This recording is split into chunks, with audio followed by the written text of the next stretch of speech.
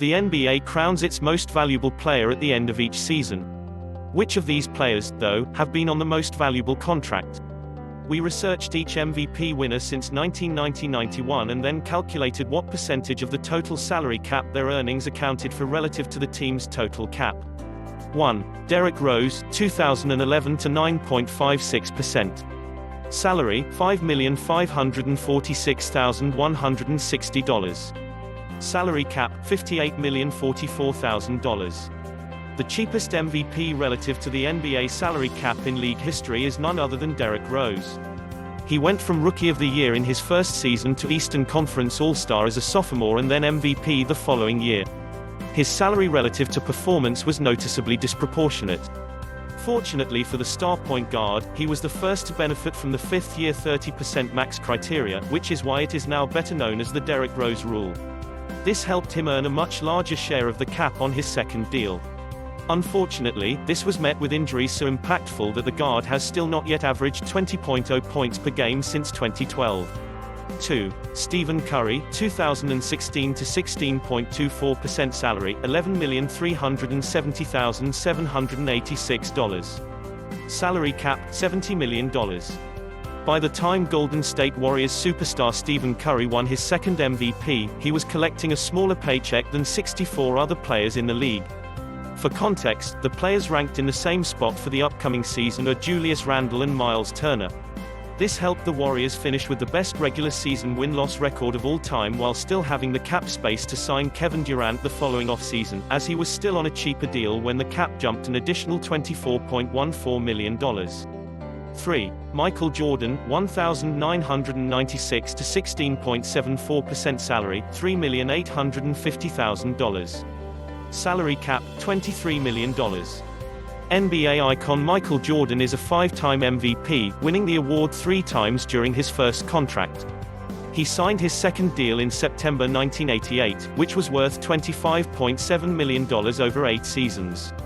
While the guaranteed deal was lucrative, the salary cap spiked $15.9 million in 1994 to $23 million in 1995 following an antitrust lawsuit. While the agreement from the lawsuit resulted in no strike, Jordan's deal suddenly became one far more beneficial to the franchise. It was rectified, however, when Jordan signed 2 back-to-back one-year deals, each worth over $30 million per season for 1996-97 and 1997-98. 4. Stephen Curry, 2015 to 16.85% salary, $10,629,213. Salary cap, $63,065,000. When the Warriors signed Curry to a 4-year extension after his rookie deal expired in October 2012, he was suffering from nagging injuries and was not yet the impactful superstar that he is today. This helped Golden State secure his rights on an extraordinarily valuable contract, which became especially clear to the league during the first season he won MVP in just his second stint as an All-Star. This was a wake-up call to the rest of the league that a dynasty was about to begin for the Warriors. 5. Charles Barkley, 1,993 to 17.29% salary, $2,420,000.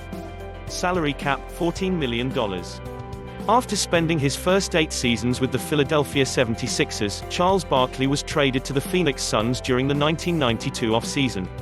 He then signed a contract extension with the Suns, but it paid less average annual value during the first few seasons than what he was paid by during each of his final 2 seasons with the Sixers.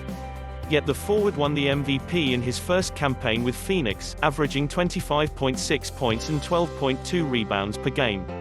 6. Karl Malone, 1,997 to 19.12% salary, $4,657,000. Salary cap, $24,363,000. 14-time All-Star Karl Malone agreed to a contract extension with the Utah Jazz in January 1996. The following season, he won the first of his 2 MVP awards. He led the Jazz to their most ever regular season wins, 64, in franchise history. Utah also won the Western Conference Championship over the Houston Rockets, who had defeated the Jazz the previous 2 years in the playoffs. 7. Steve Nash, 2006 to 19.44% salary, $9,625,000. Salary cap, $49,500,000. Although he was originally drafted by the Suns, Steve Nash played just 2 years with the organization before he was traded to the Dallas Mavericks. He then spent 6 years with the Mavericks, though he won back-to-back MVPs after returning to Phoenix. Nash led the league in total assists and assists per game in each of his first 3 years back with the franchise. 8. Steve Nash, 2005 to 19.95% salary, $8,750,000. Salary cap, $43,870,000. Nash returned to the team that drafted him, signing a 5-year deal worth $65.6 million with the Phoenix Suns back in July 2004. The timing was poor, however, as the cap spiked significantly the following season. The cap was based on just 48.05% of all basketball-related income (BRI) from the Collective Bargaining Agreement (CBA) in 1999. But that increased to 49.50% with the CBA in 2005, indicating Nash would have been better off to sign his contract when the CBA was rectified rather than have his deal locked in beforehand. 9. Karl Malone, 1,999 to 20.47% salary, $6,142,000. Salary cap, $30 million. The 1995 CBA allowed the NBA to opt out of the deal if player salaries were more than 51.8% of projected revenues. Once these figures reached 58%, the league cancelled the beginning of the 1998-99 campaign as well as the 1999 NBA All-Star Game. The resolution included the introduction of max salaries and the start of the luxury tax system. Malone won MVP during the shortened, 50-game season and was only able to become a free agent the following offseason. 10. Hakeem Olajuwon, 1,994 to 20.89% salary, $3,170,000. Salary cap, $15,175,000. The Houston Rockets drafted Hakeem Olajuwon in 1984 and he was able to play 17 years for the organization. The center signed his first contract extension in 1988, though requested a trade during the offseason in 1992 as he felt he was underpaid as one of the top stars in the game. The Rockets did not trade him, instead deciding to hire a new coach. He received a 4-year contract extension in 1993, then winning his only MVP award in 1994.